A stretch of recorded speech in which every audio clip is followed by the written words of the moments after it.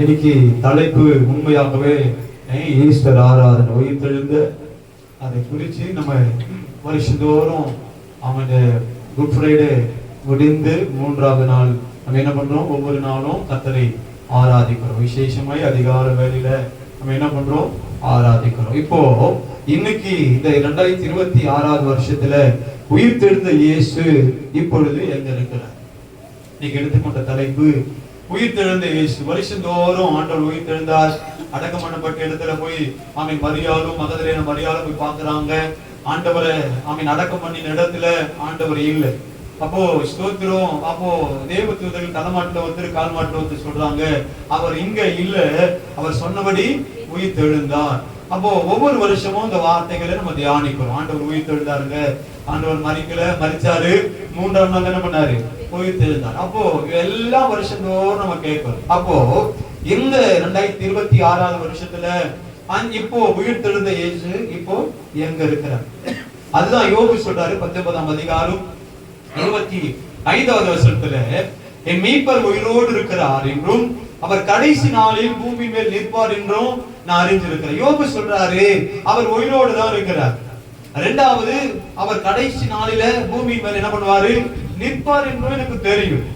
அப்போ ஆண்டவர் இப்ப எங்க இருக்கிறார்? அதுதான் நம்ம வாசிக்க போகிறோம். வாசிங்க மத்தேயு சுவிசேஷ புஸ்தகம் 28ஆம் அதிகாரம்.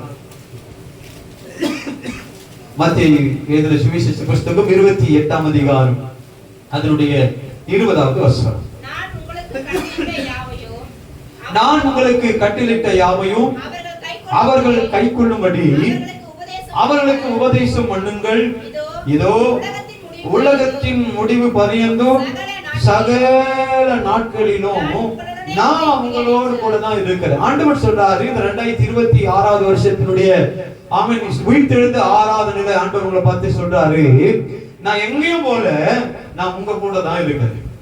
இந்த ஆண்டவர் சொல்றாரு, என்ன சொல்றாரு, இதோ உலகத்தின் முடிவு பரியந்தும் சகல நாட்களிலும் நான் உங்களோடு கூட தான் இருக்கிறேன். இன்னைக்கு ஆண்டவர் நம்ம கூட தான் இருக்கிறாரு. ஆனா அது நிறைய பேரால என்ன பண்ண முடியல அப்படின்னா, விசுவாசிக்க முடியல, நம்ப முடியல. அவர் என் கூட இருந்திருந்தா இந்த பிரச்சனை இப்படி வந்திருக்கும். அவர் என் கூட இருந்திருந்தா இந்த காரியத்தை நான் செய்து முடித்திருப்பேன், அல்லது இந்த வீட்டை நான் கட்டி முடிச்சிருப்பேன், அல்லது நல்ல ஒரு இடத்தை வாங்கி அந்த வீடு கட்டுவதற்கு அந்த இடத்தை வாங்கியிருப்பேன். நீங்க நிறைய பேருடைய எதிர்பார்ப்பின்படி நீங்க ஆண்டவர் என் கூட இருந்தா ஏன் இந்த காரியங்கள் நடக்கல? நல்லா கவனிக்கணும். ஆண்டவர் என் கூட தான் இருக்கிறார் அப்படின்னா நான் ஆசீர்வாதமா இருந்திருக்கணும். ஆண்டவர் என் கூட தான் இருந்திருக்கிறார் அப்படின்னா மற்றவர்களுக்கு முன்னாடி நான் போய் கையேந்த ஆண்டவர் என்ன பண்ணிருக்க மாட்டாரு, விட்டு இருக்க மாட்டாரு நம்ம நினைக்கிறோம். ஆனா ஆண்டவர் சொல்றாரு, நான் உங்களுக்கு கட்டளையிட்ட யாவையும் நீ கை கொள்ளும் போது ஆண்டவர் நம்ம கூட இருக்கிறார். நீ கவனிங்க. எல்லாரும் இப்ப நினைக்கிறோம் கிறிஸ்தவ வாழ்க்கை என்பது எல்லா எதை வேணாலும் செய்யலாம், இஷ்டப்படி இருக்கலாம், இஷ்டம் போல வாழலாம். அந்த வாழ்க்கை ஒரு நாளும் கர்த்தர் விரும்புகிற வாழ்க்கையா இருக்கு. அப்போ இந்த வார்த்தை சொல்லுது, நான் உங்களுக்கு சொன்ன கட்டளைகள் யாவையும் எந்த ஒரு மனுஷன் கை கொள்றானோ, எந்த ஒரு மனுஷன் அதை கடைபிடிச்சு இதை உண்மையா அவன் ஸ்தோத்திர வாழ நினைக்கிறாங்களோ, அந்த வார்த்தை சொல்லுது அவங்களோடு கூட தான் நான் இருக்கேன். அப்போ கிறிஸ்தவனாய் மாறிட்டா ஆண்டவர் கூட இருப்பார் நம்ம நினைக்க கூடாது. கிறிஸ்தவனாய், அதுதான் நான் அதிக முறை சொல்ற வார்த்தை, கிறிஸ்தவன் என்பது இப்போ பொதுவா இன்னைக்கு போயிட்டு சிட்டிக்குள்ள கூட போய் பாருங்க, இன்னைக்கு ஒயிட் அண்ட் ஒயிட் போயிட்டு போறாங்க அப்படின்னா நம்ம என்ன நினைப்போம், ஏதோ சர்ச்சுக்கு போறாங்க போல. நேத்து கூட நாங்க ரெடில்ஸ் போயிருந்தோம். அப்போ போகும்போது நாங்க ஒரு அந்த மாலுக்குள்ள போகும்போது அவங்க கேட்டாங்க, சர்ச்சுக்கு போறீங்களா அப்படின்னா. ஏன்னா அங்க சர்ச் இருக்கு போல, நீங்க சர்ச்சுக்கு போறீங்களா அப்படின்னா. அப்போ ஒயிட் அண்ட் ஒயிட் போட்டுட்டு இது வரைக்கும் கிட்டத்தட்ட 52 ஞாயிற்றுக்கிழமை, வருஷத்துல 52 ஞாயிற்றுக்கிழமை ஏற போறீங்க. அப்போ 52 ஞாயிற்றுக்கிழமை நீ போறியே இல்லையோ, ஒரு வாரம் ஒயிட் அண்ட் ஒயிட்ல பைபிள் எடுத்துட்டு போனாவே நம்மள யாரா மாறிடுறோம்? சொல்லுங்க, யாரா மாறிடுறோம்?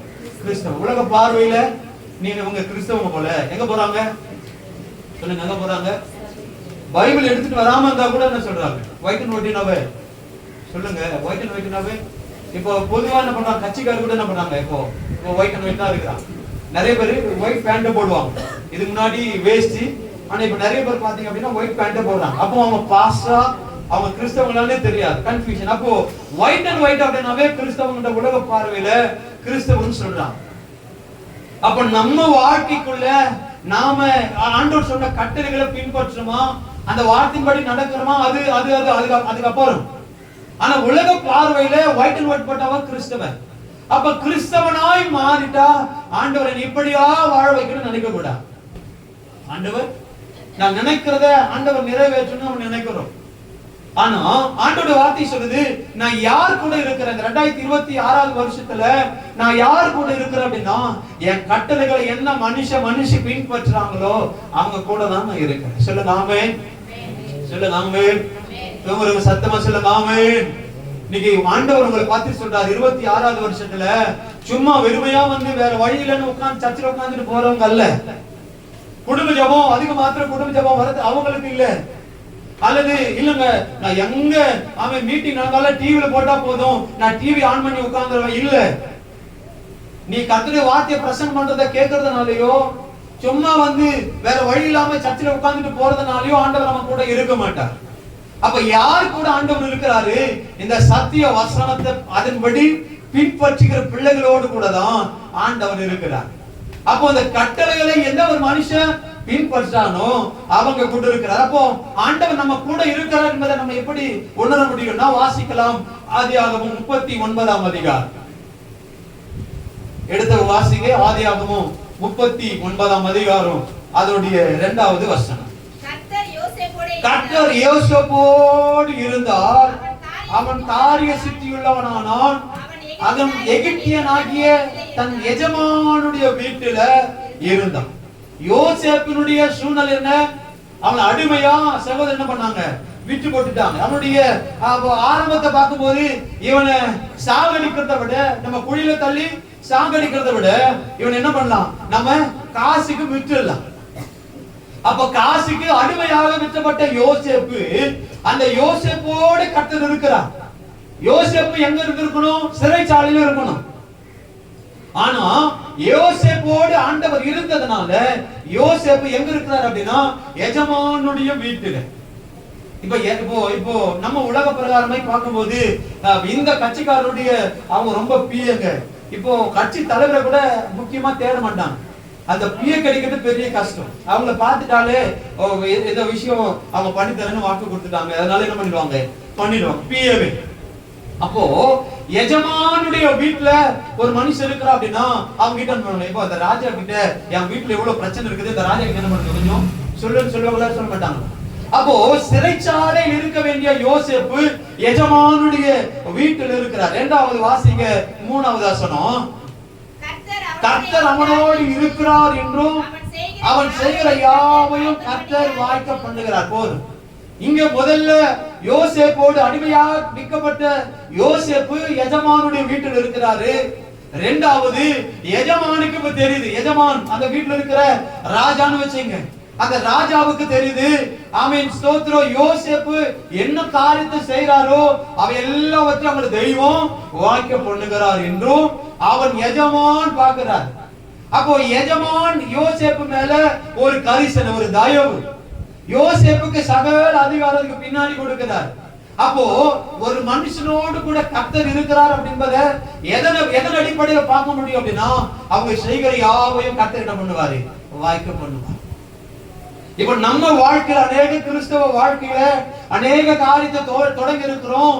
ஆனா அந்த காரியம் நம்மால என்ன பண்ண முடியல, அதை நிறைவாய் நம்மால முடிக்க முடியும். அப்போ நமக்குள்ள ஒரு யோசனை வரணும், நான் செய்கிறதே ஆண்டவர் வாய்க்க பண்ணினா என் கூட ஆண்டவர் இருக்கிறார்னு அர்த்தம்.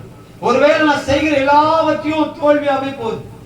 இன்னைக்கு நிறைய பேர் இந்த தோல்வியை பார்த்து சொல்லுவாங்க இது ராசி இல்லாதது சொல்றாங்க.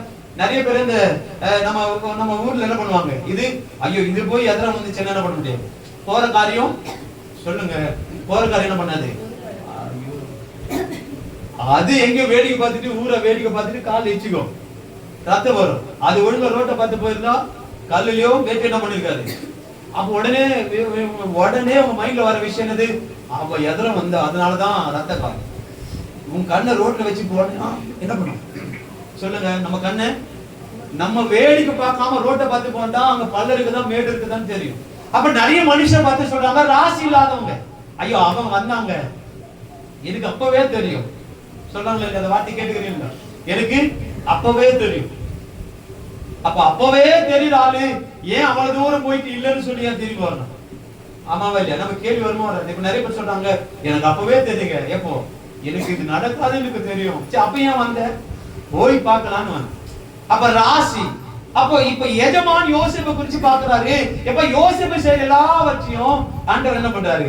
வாய்க்க பண்ணுகிறார். இந்த 2026 வருஷத்துல உங்களை பார்த்து சொல்றேன், நீ நினைக்கிற நினைவுகள் ஆண்டவர் உறுதிப்படுத்தி இருக்கணும். நீ செய்கிற காரியங்களை தான் சங்கீதம் 1:3 வாசிக்கிறோம். அவன் செய்வதெல்லாம் வாய்ப்பு. வாசிங்க அந்த வார்த்தை. அவன் அவன் அவன் நீர்க்காலில் ஓரமாய் நடப்பட்டு தன் காலத்தில் தன் கனியை தந்து இலையுதிராக இருக்கிற மரத்தை போல் இருப்பான். அவன் செய்வதெல்லாம் அப்போ காலத்துக்கு ஏற்றவாறு. இப்ப இதுக்கு முன்னாடி எல்லாம் பாத்தீங்க அப்படின்னா ஏப்ரல் லாஸ்ட்ல மே மாசத்துல நம்ம காட்டுல நம்ம முந்திரி பழம் சொல்லுங்க. எப்ப போய் பசங்க அப்படின்னா பெரும்பாலும் பசங்க அந்த வெயில் டைம்ல லீவ் விட்டுட்டா போதும் போய் முந்திரி பழத்தா இருப்பாங்க எங்க ஊர்ல சொல்றேன். இப்ப பாத்தீங்க அப்படின்னா மார்ச்லயே வருது, ஏப்ரல்ல வந்து எப்போ வருதுன்னு தெரியல, சீசன் மாறுது. ஆனா இதுக்கு முன்னாடி எல்லாம் பார்ப்பாங்க இல்லங்க இந்த மாசத்துக்கு தான் இந்த பழம் வரும் சொல்றாங்க. இப்ப சில பழம் எல்லாம் சொல்றாங்க அது வருஷத்துக்கு ஒரு முறை தான் வரும் அப்படின்ற பழம் தானே இருக்குதா சொல்லுங்க. வருஷத்துக்கு ஒரு முறை தாங்க இந்த பழம், இது ரொம்ப ரேருங்க அப்படின்ற பழம் தானே சொல்லுங்க பாருங்க. தெரியுமா தெரியாது? பழம் இருக்குது எனக்கு தெரியல, அதனால உங்களுக்கு வருஷத்துக்கு ஒரு முறை தான் அந்த பழம் ரொம்ப ரேருங்க, இது வாங்கவே முடியாதுங்க ஐயா இருக்குது. நான் உங்களுக்கு சொல்றேன். அப்போ அந்த அந்த சீசனுக்கு ஏற்ற மாதிரி நம்ம என்ன பண்றோம்? இங்க அந்த வார்த்தை சொல்றது வா பண்ணி அந்த 3வது வசனம், தன் காலத்துல தன் கனியை தரணும். இப்போ தன் காலத்துல தன் கனி அப்படின்னா நம்ம என்ன நினைக்கிறோமோ அந்த காலத்துல அது நிறைவேறி இருக்கணும். நம்ம நினைக்கிற நினைவு ஆண்டவர் இல்லங்க நான் போன வருஷம் நினைச்சேன் ஆண்டவர் இந்த வருஷம் மாற்றி இருக்கு இல்ல. தன் காலத்தில் தன் கனியை தந்து இலையுதிராக இருக்கிற மரத்தை போல் இருப்பான். அவன் செய்வதெல்லாம். அப்போ கர்த்தர் ஒரு மனுஷனோடு கூட கர்த்தர் இருக்கிறாருன்னா வாசிங்க அதை 39 அவன் 23வது வசனம் வாசிங்க. 39 கர்த்தர் அவனோடு கூட இருந்தபடினாலும் அவன் எதை செய்தானோ கர்த்தர் அதை வாய்க்க பண்ணினபடினாலும் அவன் வசமா இருந்த யாதொன்றையும் குறித்து சிறைச்சாலை தலைவன் என்ன பண்ணல. ஒரு ஜெயில கைதியா இருக்க வேண்டிய யோசேப்பு ஒண்ணு எஜமானுடைய வீட்டுல இருக்கிறான். 2வது அவன் செய்கிற எல்லாவற்றையும் கர்த்தர் வாய்க்க பண்ணுகிறான் எஜமான் பார்க்கிறார். 3வது இங்க வேதம் சொல்லுது கர்த்தர் அதை வாய்க்க பண்ணினபடினாலும் அவன் வசமா இருந்த யாதொன்றையும் குறித்து சிறைச்சாலை தலைவன் யோசேப்பு என்ன பண்ண வேண்டாம் ஒரு காரியத்தையும் விசாரிக்க. அப்போ அவன் எப்படி இருக்கிறான் அப்படின்னா இஷ்டம் போல ராஜா வீட்டுக்கு போகலாம், 2வது சிறைச்சாலைக்கு வரலாம், வேற எங்க வேணாலும் போகலாம். காரணம் கர்த்தர் அவனோடு கூட இருக்கிறதுனால எல்லாவற்றையும் கர்த்தர் வாய்க்க பண்ணுகிறார். அப்ப நம்ம வாழ்க்கையில இந்த 2026 வருஷத்துல ஒரு தீர்மானம் பண்ணுங்க, நான் செய்கிற எல்லாம் தோல்வியா தான் போகுது, நான் ராசி இல்லாதவன்னு சொல்றேன். ஊரெல்லாம் சொல்லுது ராசி இல்லாதவங்க. நம்ம அண்ணாவட்டில் ஒரு நோட்டீஸ் எடுத்து வந்து கொடுத்தாங்க என்கிட்ட. நோட்டீஸ் மஞ்சள் நீராட்டை விட அப்ப நோட்டீஸ் கொடுத்தாங்க. அப்ப பார்த்து வாங்கிட்டு சரி அப்படின்னு இது யார் தெரியுமா அப்படின்னு தெரியலையே அப்படின்னு இதுதான் உங்க ஜீப்ல போன குழந்தை அப்படின்னு டர்ச்சி பண்ற குழந்தை. அப்போ அவங்கள இப்போ ரீசெண்டா கூட்டு போனேன். எங்க கூட்டு போனா அவங்களுக்கு பிரசவத்துக்கு போனோம் ஹாஸ்பிட்டலுக்கு. அவங்க அம்மா பிரசவத்துக்கு போயிருக்கிறேன். இப்போ அவர் சொல்றாரு எங்க பொண்டாட்டிக்கு வந்த அது வயது பிறந்ததுக்கு இப்ப நீ வந்துக்கிற. அவர் சொன்னாரு நீ ராசியான ஆளு. ஒருத்தர் அது மாதிரிதான் 12 மணிக்கு ஒருத்தர் கூட்டு போனேன். ஒருத்தருக்கு ரத்தம் வந்திருக்கான் நம்ம ஊர். அப்போ சோழவாதம் போயிட்டு அது வரைக்கும் போனோம். அதுக்கப்புறம் ஆம்புலன்ஸ்ல ஏத்திட்டு வந்துட்டேன். நம்ம ஊர் தான் சொன்னோமே முட்டா போதும் பெரியனாவே ஏறிடும். சீட்டு கிட்ட எல்லாம் வச்சிச்சு. நைட் 12-1 மணிக்கு நம்ம வீட்டுல வந்து பட்டேன். பார்த்து ஒரு 1/2 an hourல போன் பண்ணாங்க. நான் எடுக்கிற திரும்ப வீட்டாண்டே வந்து தட்டிட்டு சொல்றாங்க வயிற்று படுறாங்க பிரசவம். ஆனா நீங்க என்ன பண்ணோம் நான் சொன்னேன் அந்த வண்டி போய் பாத்தீங்க அப்படின்னா எல்லா சீட்டுமே வச்சுட்டு இருக்காங்க, அது உட்காரவே முடியாது அப்படின்னு. அவர் சொன்னாரு இல்ல நீ சீட்டே இல்லைன்னு பரவாயில்ல நீ வாங்க. அப்போ நான் போவேன் இல்லைண்ணா நான் இப்பதான் வந்தேன். அப்போ அவர் சொன்னாரு பொழுது வந்து வரணும்னு சொன்னாரு. நான் எதுக்கு உன்னை கூப்பிட்டேன் சீட்டு இல்லைன்னா கூட ஏன் கூப்பிட்டேன் அப்படின்னா எதுக்கு நான் கூப்பிட்டேன் ஆம்பளுக்கு வந்து உங்க ஜீப்ல போனா ஆம்பளுக்கு வந்து போற பொண்ணு எனக்கு தெரியும். அதான் இத நிஜமா சொன்னேன். அதுல இருந்து பிரசவத்துக்கே மோஸ்ட்லி போறது கிடையாது.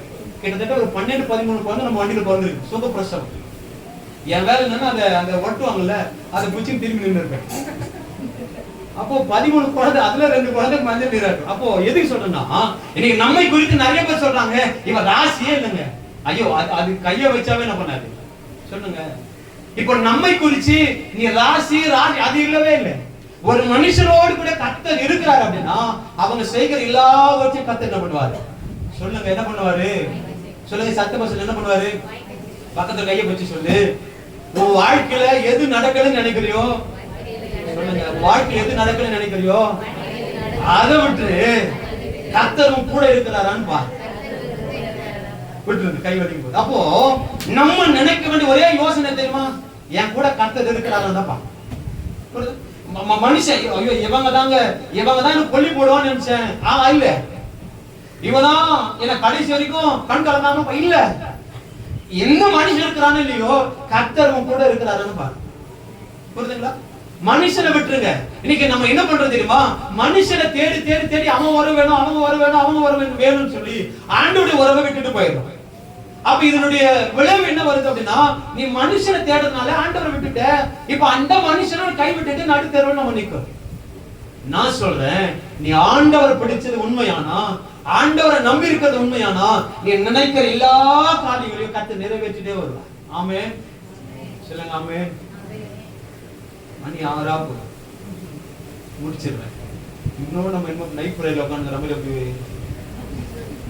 அப்போ ஒரு காரியத்தை சொல்றேன். ஆண்டவர் நம்ம வாழ்க்கையில ஒரே ஒரு காரியம் தாங்க. ஊழியக்காரர்கிட்ட சொல்றீங்களோ, மூப்பனார்கிட்ட சொல்றீங்களோ, சர்ச்சில் இது விட்டுருங்க. என் வாழ்க்கையில இந்த காரியத்தை நான் தொடங்கினேன், ஆனா இந்த காரியம் என்ன பண்ணல, இப்போ ஃபெயிலியரா நிக்கிறேன், என்னால நடக்க முடியல, அதுக்கு மேற்கொண்டு என்னால செய்ய முடியல அப்படின்னா நம்ம செய்ய வேண்டிய வேலை, ஆண்டவரே நீங்க என் கூட இருக்கிறீங்களா, இதுதான் நம்ம கேட்கணும். ஆண்டவரே உங்களுக்கு கண் இருக்குதா, வாய் இருக்குதா, இது இல்ல. ஆண்டவரே நான் உங்களை பின்பற்றுறேன், உங்க வார்த்தையின்படி நடக்கிறேன், உங்க கட்டளைப்படி நடக்கிறேன், நீங்க என் கூட இருக்கிறீங்களா, இதைதான் நம்ம கேட்கணும். இப்போ நம்ம ஒருவேளை அந்த வாழ்க்கை தோல்வியோ போகுது, ஃபெயிலியரா போகுது அப்படின்னா ஆண்டவரே நான் என்ன செய்யணும், நான் எதை செய்யாம இருந்திருக்கிறேன் நீங்க சொல்லுங்க ஆண்டவரே. ஆண்டவரே கேட்கணும். ஆனா இதை விட்டுட்டு நிறைய பேர் சொல்றோம், ஆண்டவரே உனக்கு கண்டு இல்லையா, அவன் தான் விட்டுட்டான், இவங்க தான் விட்டுட்டாங்க, நீங்களும் என்ன பண்ணிட்டீங்க. இல்ல, ஆண்டவர் கைவிடுகிற தேவன் அல்ல. அதுதான் வேதம் சொல்லுது, நான் உன்னை விட்டு விலகுவதும் இல்லை, உன்னை எப்பவுமே ஆண்டவர் கூட தான் இருக்கிறார். நெருப்புல போய் போடட்டும், அக்னி ஜுவாலை இன்னும் அவன் 7 மடங்கு ஏற்ற பரவாயில்ல, அங்கும் ஆண்டவர் கூட தான் இருக்கிறார். சிங்க கபில போட்டோம், அங்கேயும் ஆண்டவர் கூட தான் இருக்கிறார். அப்ப எங்கவோ ஆண்டவர் நம்ம கூட தான் இருக்கிறாரு. அப்ப நம்ம கூட இருக்கிற தெய்வம், அவர் நம்ம சரியா ஆண்டவர் நம்ம கூட இருக்கிறார் அப்படின்னா அந்த வார்த்தை சொல்லுது, என்ன வார்த்தை, அவர் எல்லாவற்றையும் வாய்க்க பண்ணுகிறாரு ராஜா பார்க்கணும். இப்போ ஒரு கற்பனை பண்ணீங்க, ஒரு குடிகார கணவர் இருக்கிறார், ரட்சிக்கப்படாத கணவர். அப்ப ரட்சிக்கப்பட்ட மனைவி அவங்க செய்கிற எல்லாவற்றையும் என்ன பண்ணுது, நாம எல்லாமே கைக்குட்டி வருதுங்க, அவங்க செஞ்ச போது எல்லாமே நல்லாவே நடக்குது அப்படின்னு சொன்னா அதை பார்க்க நீங்க என்ன சொல்லணும், ஆண்டவர் என் கூட இருக்கிறாரு, அதனால எல்லாவற்றையும் கர்த்தர் என்ன பண்றாரு, வாய்க்க பண்றாரு. அப்போ ஆண்டவர் கூட இருக்கிறத மற்றவங்க அறிந்து கொண்டா அவங்களும் ரட்சிக்கப்படுவாங்க, அவங்களும் இயேசுவை நம்புவாங்க. இப்ப நம்மவே என்னவா இருக்கிறோம் அப்படின்னா ஃபெயிலியரா தான் உட்கார்ந்துட்டு இருக்கிறோம். அப்ப சர்ச்சுக்கு வரோம், பைபிள் படிக்கிறோம், வேதம் வாசிக்கிறோம், ஜெபிக்கிறோம், ஆராதிக்கிறோம், எல்லாம் ஓகே. ஆனா ஆண்டவர் மட்டும் நம்ம கூட இல்ல. காரணம் என்ன, இததான் நம்ம கண்டுபிடிக்கணும். அப்போ ஆண்டவர் நம்ம கூட இருப்பதற்கு நாம என்ன செய்யணும், அவருடைய கட்டளையின்படி அந்த கட்டளை யாவையும் நம்ம என்ன பண்ணணும், கைக்கொள்ளணும். அப்ப கை கொள்ளும் போது யோசேப்போடு ஆண்டவர் இருந்தாரு. அதுதான் யோசுவா 1:5 வாசிக்கிறோம், நீ உயிரோடு இருக்கும் நாள் எல்லாம் ஒருவன் உனக்கு முன்பாக எதிர்த்து நிற்பதில்லை, நான் மோசேயோடு இருந்தது போல உன் கூடவும் இருக்கிறேன், நான் உன்னை விட்டு விலகுவதும் இல்லை, உன்னை கைவிடுவதும் இல்லை. எப்போ, நீ உயிரோடு இருக்கிற வரைக்கும். இப்ப நாம என்ன பண்றோம், இல்லங்க கடைசி வரைக்கும் இவங்க தான் கூட வரும் மனுஷன் நம்புறேன். ஆனா ஆண்டவர் சொல்ற, நான் நீ உயிரோடு இருக்கிற வரைக்கும் நான் கூட இருப்பேன். அப்ப ஆண்டவர் கூட இருக்கிறது சும்மா பாரமா இல்ல, என்னவா நம்ம கூட இருக்கிறார் அப்படின்னா நம்ம ஆசீர்வதிக்கிறவராய் நம்ம கூட இருக்கிறார். அத வாசிக்கலாம். அப்போ 1 கட்டளைகளை பின்பற்றுகிற மனுஷரோடு கூட ஆண்டவர் என்ன பண்றாரு, இருக்கிறார். 2வது யார் கூட இருக்கிறார், வாசிக்கலாம். மத்தேயு 18:20 ஜெபிக்கிறவர் இடத்துல ஆண்டவர் கூட இருக்கிறார். வாசிங்க மத்தேயு 18:20 18:20 ஏனெனில் 2 பேராவது 3 பேராவது என் நாமத்தினாலே எங்கே கூடி இருக்கிறீர்களோ அங்கே அவர்கள் நடுவில் நான் இருக்கிறேன் என்றார். அப்போ ஒண்ணு, கட்டளைகளை கைக்கொள்ளுகிற மனுஷனிடத்தில் ஆண்டவர் இருக்கிறார்.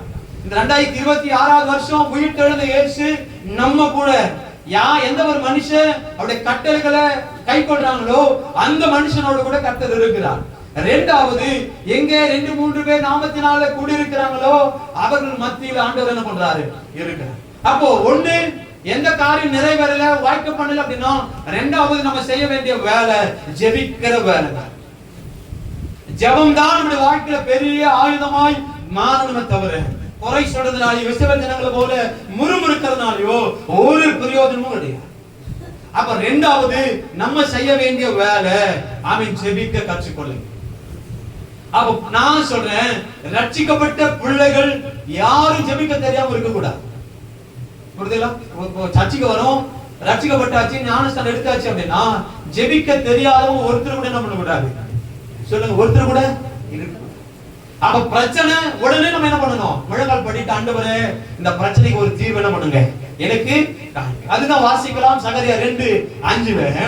அப்ப ஜெபிக்கிற பிள்ளைகளுக்கு ஆண்டவர் என்ன மகிமையான காண்ட செய்யறார் அப்படின்னா சகரியா 2:5, நான் அதற்கு சுற்றிலும் அக்கினி மதிலா இருந்து அதன் நடுவில் மகிமையா இருப்பேன் என்று கர்த்தர் சொல்லுகிறார்.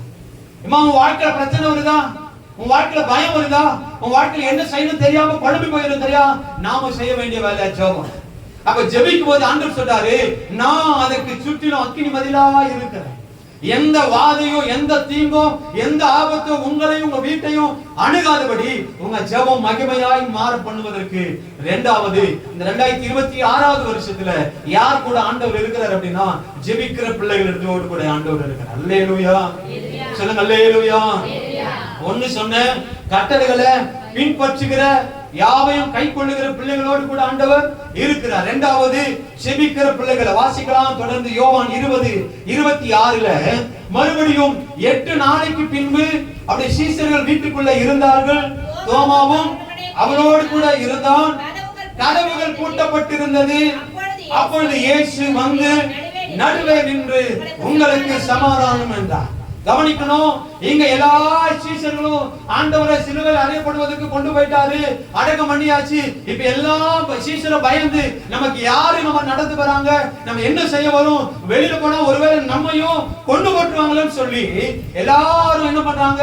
கதவு பூட்டப்பட்டிருந்து வீட்டுக்குள்ள நின்று அவன் பயந்து கொண்டிருக்கிறாங்க. தோமா அப்ப ஆண்டவர் வந்து வீட்டுக்குள்ள பூட்டப்பட்டிருந்த வீட்டுக்குள்ள வந்து ஆண்டவர் சொல்றாரு, உங்களுக்கு சமாதானம். அப்போ எந்த ஒரு மனுஷன் வீட்டுக்குள்ள ஜெபிக்க ஆரம்பிக்கிறானோ அந்த வீட்டுக்குள்ள ஒருவேளை சமாதானம் இல்லாம கூட இருக்கலாம். அந்த வீட்டுக்குள்ள ஆண்டவர் என்ன பண்றாரு? சமாதானத்தை ஆண்டவர் கொடுக்கிறார். வாசிக்கலாம், அதே வெளிப்படுத்தி 21:3. வேகமா சொல்லி நான் கடந்து போறேன். இரண்டாவது, ஜெபிக்கிறவர்களுக்கு என்ன நன்மை செய்யறார்? வெளிப்படுத்தின விசேஷம் 21:3 வசனம். மேலும் பரலோகத்திலிருந்து உண்டான ஒரு பெருஞ்சத்தத்தை கேட்டேன். அது இதோ மனுஷர்களிடத்திலே தேவனுடைய வாசஸ்தலமாய் இருக்கிறது, அவர்களிடத்திலே அவர் வாசமாய் இருப்பார். இரண்டாவது, அவருடைய கண்ணீர் யாவையும் அவர்களுக்கு அவருடைய ஜனங்களாய் இருப்பார்கள். தேவன் தாமே அவரோடு கூட இருந்து அவருடைய தேவனாய் இருப்பார். அப்போ நிறைய வீட்டுக்குள்ள ஒரு வசனம் இருக்கும். இவ்வீட்டின் தலைவர் இயேசு. நிறைய இப்போ இருக்கா இல்ல தெரியல. நிறைய இதுக்கு முன்னாடி பாத்தீங்க அப்படின்னா ஸ்டிக்கர் இருக்கும். கதவுல பாத்தீங்க அப்படின்னா இவ்வீட்டின் தலைவர் இயேசு. ஆனா நீ வசனத்தினாலயோ வார்த்தையினாலயோ இல்ல, உள்ளத்திலிருந்து சொல்லணும். ஆண்டவர் சொல்றாரு, நீங்க அவன் ஜெபிக்கிற பிள்ளைகளா இருக்கும் போது ஆண்டவர் சொல்றாரு, நீங்க அவருடைய ஜனமா இருக்கிறீங்க, அவர் உங்க தேவனாய் இருக்கிறார். அப்ப பரலோகத்தின் தெய்வம் நமக்கு சொந்தமாய் மாறிட்டான். நீ நினைத்த உடனே ஆண்டவர் என்ன பண்ணுவாரு? நம்முடைய வாழ்க்கையில ஆசீர்வாதத்தை கொண்டு வா. அதுதான் வேதம் சொல்லுது, நீ வேண்டிக் கொள்ள தொடங்கின போதே நமக்கு கட்டளை ஆண்டவர் தருகிற தகப்பன். புரியுதுங்களா? நீங்க ஜெபிக்க முன்னமே உங்க தேவை அறிந்திருக்கிற தகப்பன். அப்ப நம்ம நினைக்க வேண்டிய காரியம், அவர் நம்ம தேவனாய் இருக்கிறாரா? நாம யாரை பின்பற்றோம்? உண்மையாய் ஆண்டவரை பின்பற்றி இருக்கிறோம் அப்படின்னா அதே 21:4 அடுத்த வசனம் சொல்லுது, நீ அவருடைய கண்ணீர் யாவையும் தேவன் துடைப்பார். யாருடைய கண்ணீரை? ஜெபிக்கிற பிள்ளைகளுடைய கண்ணீரை. நீ எதை குறிச்சு அழுகிறியோ, நீ எதை குறிச்சு தனிமையில அழுதுட்டு இருக்கிறியோ, ஆண்டவர் சொல்றாரு, உன் கண்ணீரை துடைப்பதற்கு இரண்டாவது ஜெபிக்கிற பிள்ளைகளாமா. அப்போ இந்த வருஷத்துடைய தலைப்பு உயிர்த்தெழுந்த இயேசு இப்பொழுது எங்க இருக்கிறார்? சொல்லுங்க, எங்க இருக்கிறாரு? அப்ப ஒண்ணு முதல் பாயிண்ட் சொன்னேன், அவருடைய கட்டளைகள் யாவையும் கை கொள்ளுகிற பிள்ளைகளோடு கூட இருக்கிறார். இரண்டாவது ஜெபிக்கிற பிள்ளைகளோடு கூட இருக்கிறார். இப்ப கட்டளை அப்படி நான் உங்களுக்கு புரியுற மாதிரி சொல்றேன். இந்த வசனத்தின்படி நீ வாழ். இந்த வார்த்தை என்ன சொல்லுதோ இந்த வார்த்தைக்கு உங்களை விட்டு கொடுக்கும். இந்த வார்த்தைக்கு கீழ்ப்படியணும். ஆண்டவரே, இந்த வார்த்தையை என்னோடு கூட பேசியிருக்கீங்க, அப்ப அந்த வார்த்தைக்கு நான் என்ன பண்றேன்? கீழ்ப்படிறேன். அப்ப அந்த வார்த்தைக்கு நீ கீழ்ப்படியும் போது, இந்த வார்த்தையின்படி நடக்கும் போது ஆண்டவரும் கூட தான் இருக்கிறார். சொல்லுங்க அல்லேலூயா. கரங்களை வைத்து சொல்லுங்க அல்லேலூயா. ஒரு ரெண்டு விஷயத்தை பார்த்திருக்கிறோம். ஒண்ணு, 2026 வருஷம் நான் அவருடைய கட்டளைகளை பின்பற்றி நான் கை கொண்டா ஆண்டவர் என் கூட தான் இருக்கிறார். என் கூட இருப்பதை எப்படி நான் பார்க்க முடியும்? நான் செய்கிற எல்லாவற்றையும் ஆண்டவர் என்ன பண்ணுவாரு? வாய்க்க பண்ணுவார். நான் செய்கிற எல்லாவற்றையும் என்ன பண்ணுவார்? ஆண்டவர் வாய்க்க பண்ணுவார். அப்போ என்னால புரிந்து கொள்ள முடியும், ஆண்டவர் என் கூட தான் இருக்கிறார். அப்போ ரெண்டாவது, எங்கே 2-3 பேர் கூடி இருக்கிறீங்களோ அவங்க கூட ஆண்டவர் என்ன பண்றாரு? இருக்கிறார். அப்போ குடும்பத்துல ஒரு மனம் உண்டு, தேவை. இப்போ ஒரு காரியத்தை துவங்கி இருக்கிறோம், அந்த காரியம் நம்மளால அடுத்த லெவலுக்கு நம்மளால கொண்டு போக முடியல அப்படின்னா வீட்டுக்குள்ள ஒருமனப்படணும். எப்படி ஒருமனப்படணும்? கையை பிடிச்சிட்டு ஜெபிக்கணும். ஆண்டவரே, இதை நான் செஞ்சேன், இங்க ஃபெயிலியரா இருக்குது, இதுக்கு மேல என்னால என்ன பண்ண முடியல, செய்ய முடியும். ஒருவேளை சமாதானம் இல்லை, என் வாழ்க்கையில கண்ணீர், கவலை, அப்ப நம்ம என்ன பண்ணணும்? ஒருமனப்படணும் வீட்டுக்குள்ள. அதுதான் அந்த வார்த்தை சொல்லுது. என்ன சொல்லுது? ஆமை ஸ்தோத்திரம் பண்ணுங்க. அந்த வார்த்தை திரும்ப மத்தேயு 18:20, ஏனெனில் 2 பேராவது 3 பேராவது நாமத்தினாலே எங்கே கூடி இருக்கிறீர்களோ, வீட்டுக்குள்ளேயா இருக்கட்டும், ஏரிகரையா இருக்கட்டும், கழனியா இருக்கட்டும், எங்க வேணாலும் நீ கூடினா ஆண்டவர் சொல்றாரு, நான் அவர் நடுவுல இருக்கிறேன். அப்ப அதே தெய்வம் தோமாவின் இடத்துல வந்து சொல்றாரு, உனக்கு சமாதானம். அப்ப நம்ம வாழ்க்கையில எந்த காரியங்களில் குறைவா இருக்கிறோமோ அந்த காரியங்கள் வாழ்க்கையில நிறைவேற பண்ணுவதற்கு நீ 2 விஷயத்தை கேட்டிருக்கிற. ஒண்ணு, கட்டளைகளை கை. இரண்டாவது, ஜெபம் இல்லாத வீடு, ஜெபம் இல்லாத பிள்ளைங்க என்ன பண்ண முடியாது? இந்த வருஷத்துல இருக்கவே கூடாது. ஜெபிக்க தெரியலையா? பரவாயில்ல, தப்பா இருந்தாலும் என்ன பண்ணு வீட்டுக்குள்ள. அதுதான் சொல்லுவாங்க, அறையில் ஆடாதவன் அம்பலத்தை என்ன பண்ண மாட்டான். வீட்டுக்குள்ள நீ ஜெபிக்கல, வீட்டுக்குள்ள ஜெபம் இல்லை அப்படின்னா நம்ம எப்படி வெளியில வந்து ஜெபம் பண்ணுவோம்? எப்படி சர்ச்சுக்குள்ள வந்து ஜெபம் பண்ணுவோம்? அப்போ கட்டாயம் வீட்டுக்குள்ளேயா நம்ம என்ன பண்ணணும்? ஜெபிக்க கற்றுக்கொள்ளுங்க. அந்த 2026 வருஷத்துல ஆண்டவர் நம்மோடு பேசின வார்த்தைப்படி, ஒண்ணு, கட்டளைகளை கை கொள்ளுங்க. இரண்டாவது, ஜெபிக்கிற பிள்ளைகளா. அல்லேலூயா.